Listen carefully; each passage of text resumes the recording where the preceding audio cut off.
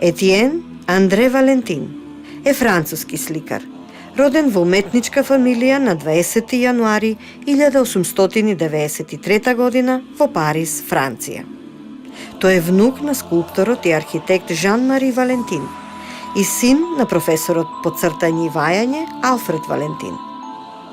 Како потомок на вакви истакнати проминенции во културата во тоа време, и самиот Етиен, како 20 годишник, посетува уметничко училиште во Париз. Но виорот на војната нема да го одмине. И веќе истата година, во ноември 1913 година, ќе биде регрутиран во замокот Фонтблу непосредно пред почетокот на Првата светска војна. Ќе биде ова повод да се расплетат новинарски истории, да се истражуваат локалитети, но и личности кои дефилирале низ војната, да се истражува низ новинарските списи од тоа време, за да се заокружи и приказната за уметникот од фронтот. Така, во македонската јавност, оваа приказна ја пренесе новинарот Жанета Здравковска. Бев единствениот новинар од Македонија, барем засега, кој што опишуваше за животната приказна на војникот Валентин. Мојот интерес за оваа животна приказна во 2015 година го поттикна една фотографија на која што беа фотографирани роднини на овој војник, учесник во Македонскиот фронт. Тогаш се распрашав за какво лице се работи и успеав да разберам дека тој всушност бил уметникот од фронтот. Денес, неговите цртежи како семејно наследство се чуваат во Нормандија, во домот на неговата внука Нели и незиниот сопруг Жерар Гијар. Благодарение на нив и залагањата на Илјо Трајковски, професор по историја од гимназијата Јосип Броз Тито од Битола, но и соработката со колегите од Франција, професорите Ерик Алард и Пиер Бенабид, овие цртежи ќе се вратат на местото на изворот на нивната инспирација. Но овој пат, без громогласното војување, само со апелот за мир. Соработката која што е меѓу нашите училишта во Вир и Кутон состава длабока трага и врз самите ученици. Најголем дел од нив многу малку или знае само од историските учебници, многу малку знае за страдањата во Првата светска војна, за овој град, но исто така и за младите луѓе, војниците од различни земји кои што биле на овој простор.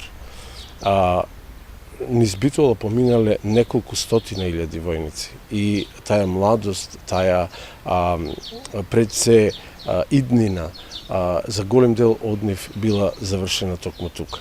Valentin, on peut résumer un peu la vie de ce personnage, de cette personne, pardon, il a réellement existé, c'est pas un être de fiction. Што се однесува до животот и делото на војникот Валентин, тој несомнено е еден реален лик, кој е по потекло од Бретања. Започнал да се бори како дел од француските трупи во 1914 година, а во 1916 година добива команда да биде транспортиран во Македонија, како и за останатите кои дошле на оваа територија, а и во Грција, и за него доаѓањето било огромен културен шок.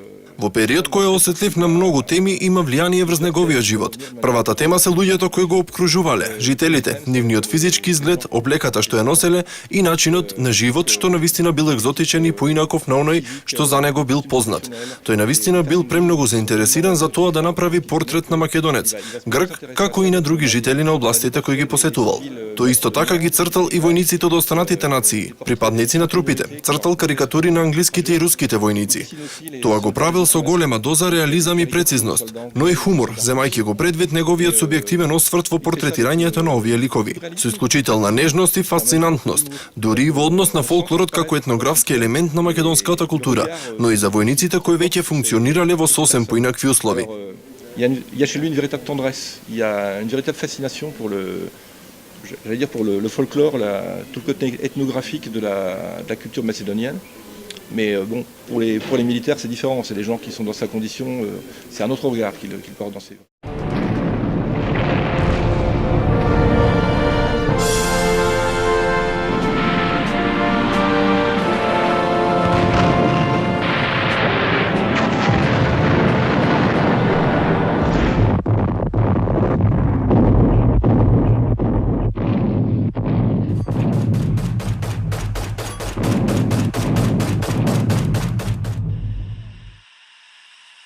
Тука, Во вителот на историјата ќе минат вековите во судир меѓу љубовта и злобата. Барутот и изгреј сонцето катадневно ќе се преплетуваат еден со друг. Освојувањата и жртвувањата од секојдневие ќе станат безмислица. Само умирањата ќе останат сведоци на историјата.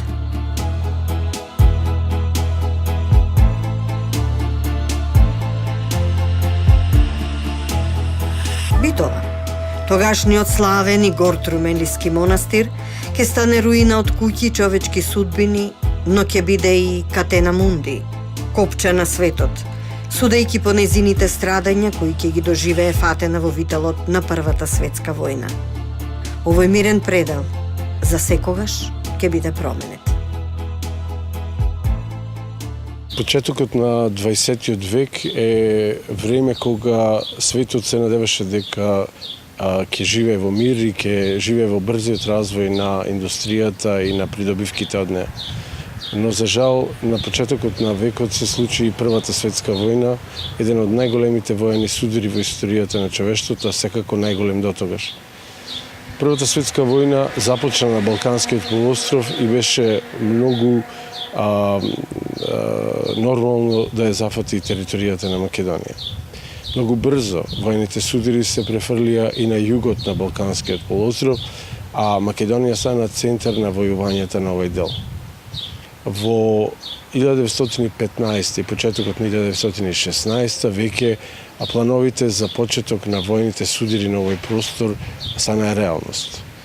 По исоварувањето на француската и на британската војска во Солун, на просторот на Македонија ќе се формира нов фронт кој во историјата е познат како Македонски, односно Солунски фронт, и се протега од Валона, односно албанското крајбрежје, преку целата територија на Македонија, па се до Орфанскиот залив.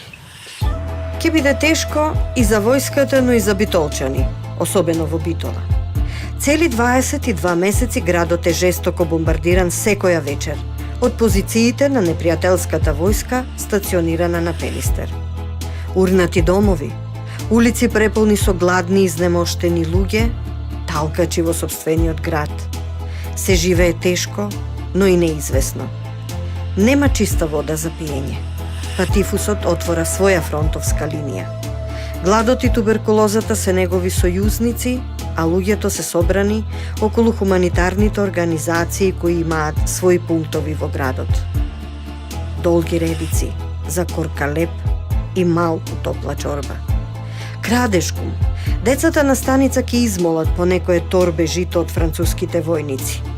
Воените болници се претесни за да го прифатат огромниот број на болни деца и старци, додека мртвите често и не стигаат да бидат прописно погребани. Населението околу линијата на фронтот во повеќе села исто така се наоѓа во многу тешка положба. Се копаат ровови за војските, од она малку што се има. Им се обезбедува храна и огрев, честопати со грабеж и терор.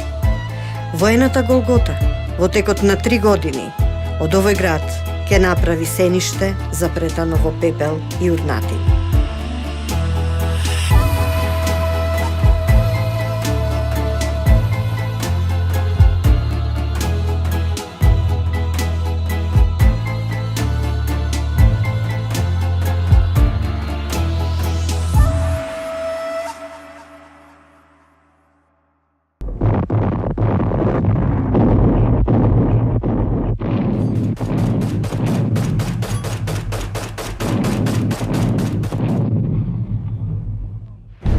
Пробивот во септември 1918 година на францускиот генерал Франс Длепере и сојузничките војски кај местноста Доброполе во близина на врвот кај Макчалан ќе навести дека замреле топовите и дека молкнало оружјето.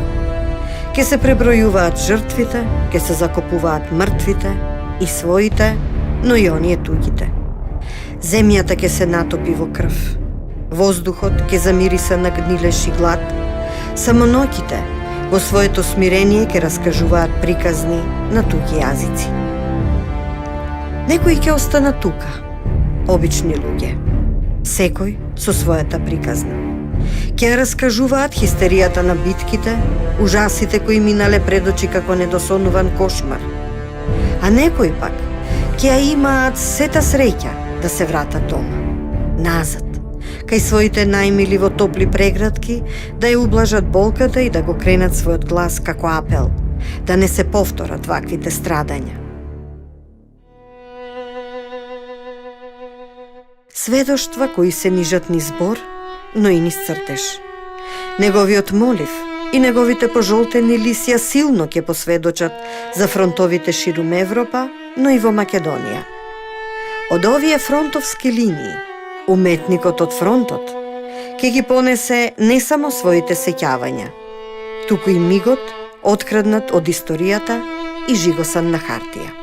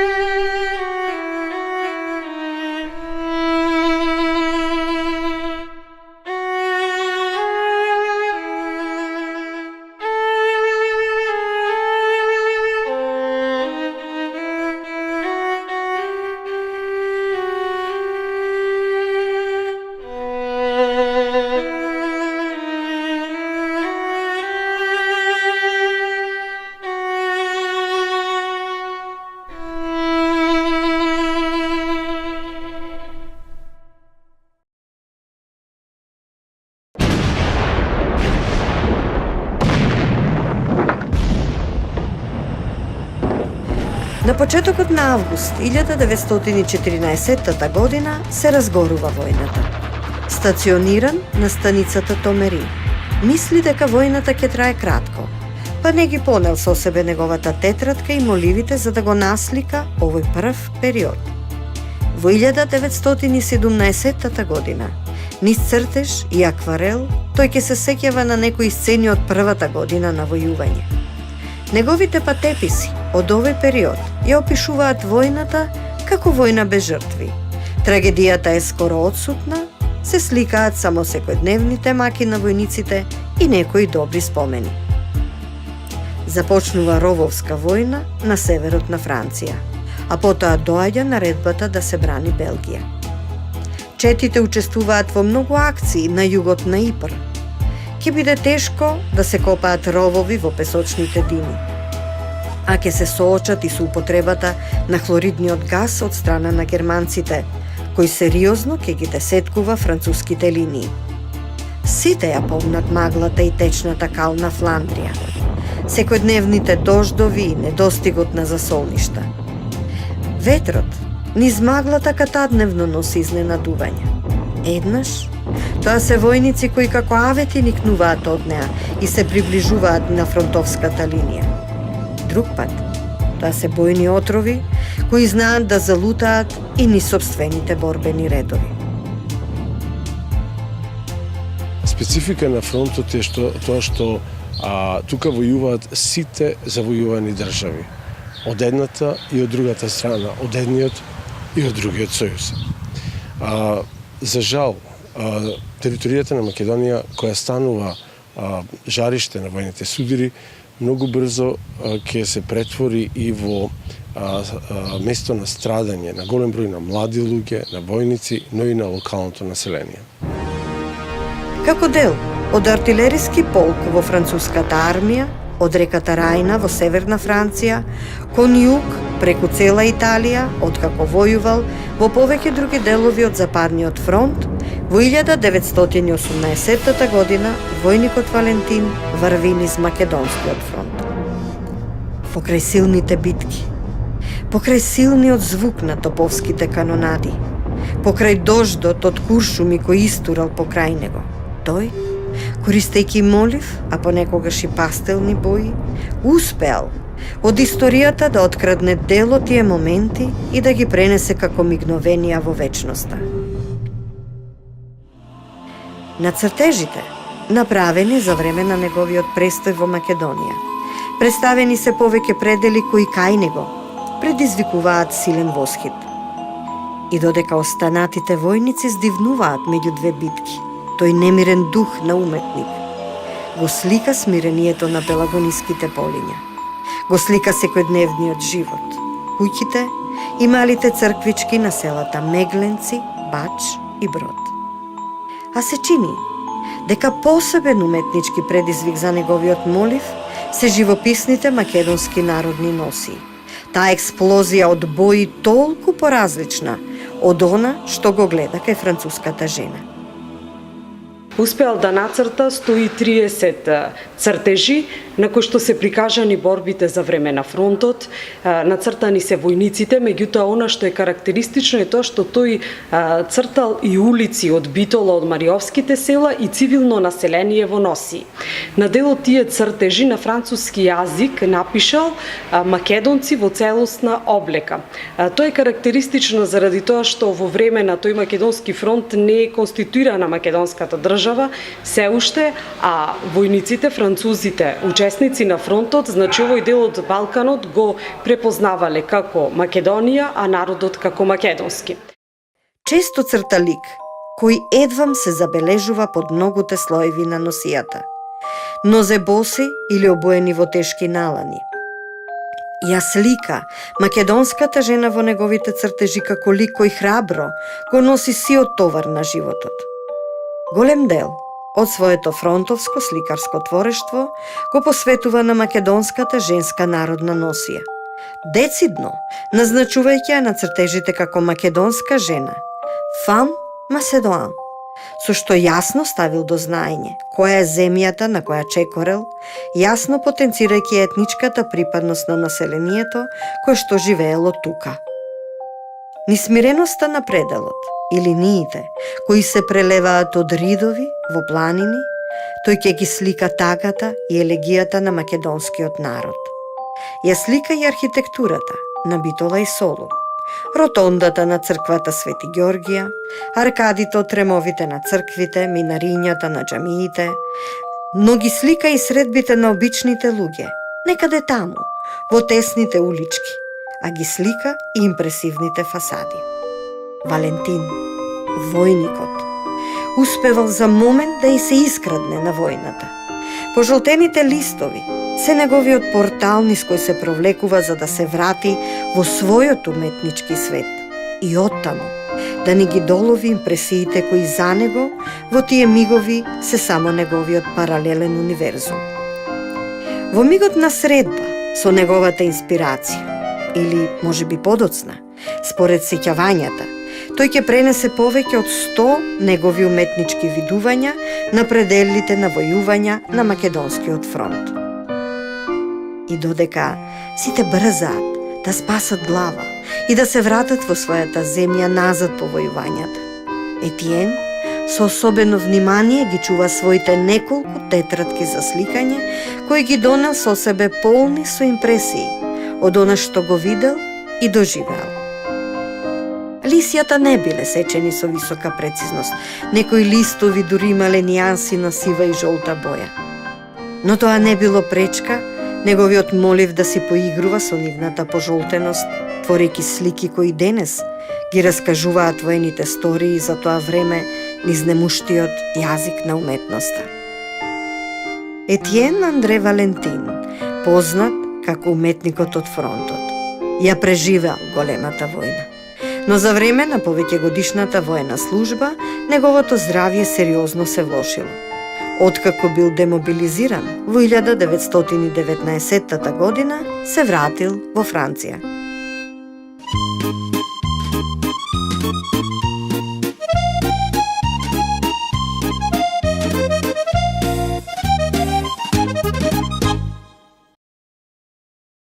Етиен се ожени во 1922 година во Бретања, близу Витре, и му се родија две деца, Андре, мојот татко, и ќерката Жан Мари, која почина на 1 година.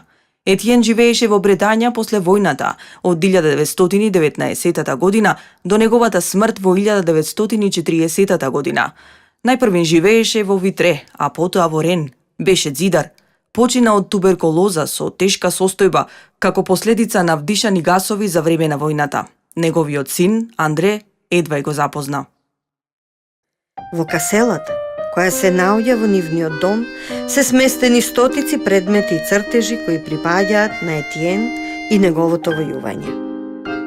Како наследство на семејството Валентин, овие цртежи се конзервирани, има репродукции за поголемиот дел од нив, а се организирани неколку изложби каде истите биле изложени.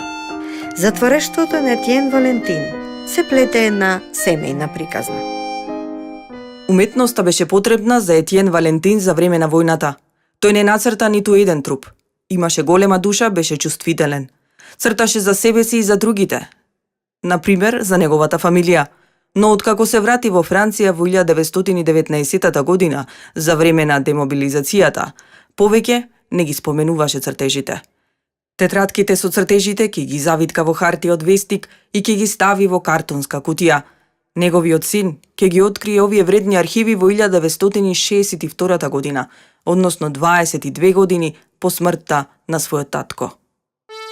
Како чувари на ова семејно наследство, Нели и Жерар Гиар во неколку наврати беа во Македонија, односно во Битола и околните села, каде престојувал нивниот предок, војникот Валентин, а донеле и копии од неговите слики, кои можат да се видат во спомен собата на француските гробишта. Во 2005 или 2006 година, господја Транје, генерален секретар на Сдруженијето по Али Дориент, дојде во нашиот дом да избере цртежи кои ќе бидат изложени во малите воени музеи, и тоа 2 цртежи во Скопје и 9 во Битола. Во 2008 година, професорите од Долна Нормандија ја забележаа изложбата и така започна приказната за војникот Валентин во Македонија. Нашето прво патување во 2009 година беше напорно. Свативме дека животот на војниците не им бил лесен во такви временски услови. Таму се ни беше различно, од топлиот пречек на македонците до архитектурата во градовите каде што поминавме.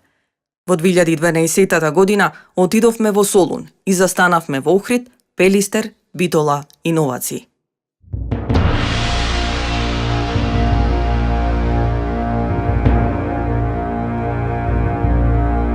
Приказните од војната за обичните човечки судбини ќе ја доловат хуманата димензија на битките.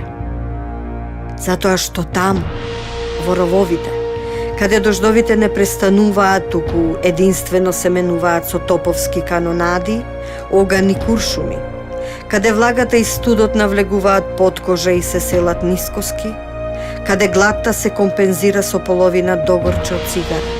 Ете, таму е вистинската војна, чиј единствен трофеј е животот. Еден ден, кога ќе се огласат трубите на победниците и победените, војниците ќе си одат дома, а рововите ќе останат празни. На нивно место ќе останат само црвените булки како символ на крвта пролеана на боиштата. Оваа приказна нека биде само уште една булка засадена во алејата на војниците. Валентин, уметникот од фронтот, ќе дојде тука со војната, а ќе си замине од тука со неговите мигови украдени под дождот од куршуми. Мигови кои говорат за едно време на само за нив својствен начин, толку речито, а толку немо. Пейсажи кои за навек се променети, носи чии касели се одамна затворени, војници кои другаруваат само со вечноста, ќе бидат аманетот кој зад себе го оставил Валентин, нам, но и на светот.